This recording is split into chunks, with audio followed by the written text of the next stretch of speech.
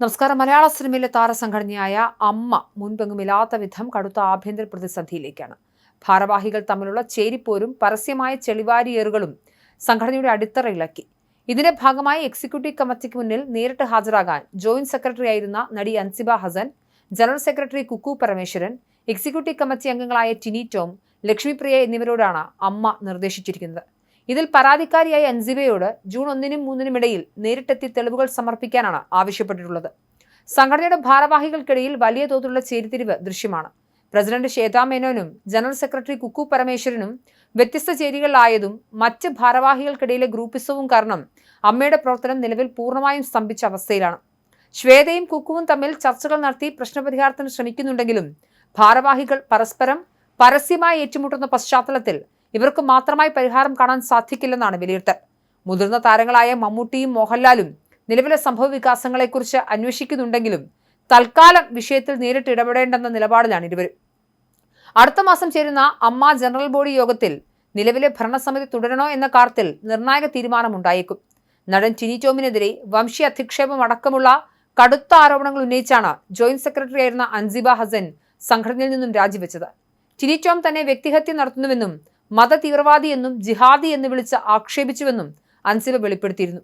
ഈ വിഷയത്തിൽ ടിനി ടോമിനെതിരെ കടുത്ത നിയമ നടപടികളിലേക്ക് നീങ്ങുകയാണ് താരം.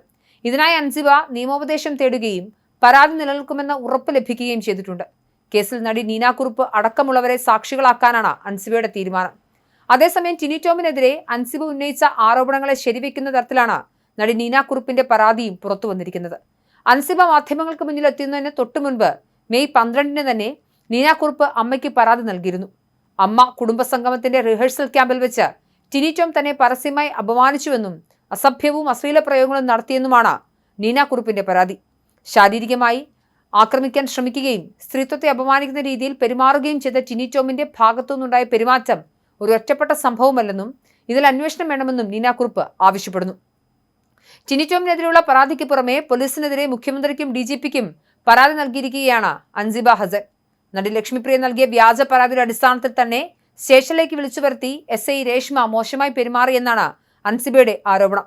കഴിഞ്ഞ ഡിസംബർ 10-ന് അൻസിബ തനിക്ക് മെസ്സേജ് അയച്ചുവെന്നും അത് എന്തിനായിരുന്നു എന്ന് ചോദിച്ചാണ് താൻ പരാതി നൽകിയതെന്നും ലക്ഷ്മിപ്രിയ പിന്നീട് മാധ്യമങ്ങളോട് സംബന്ധിച്ചിരുന്നു.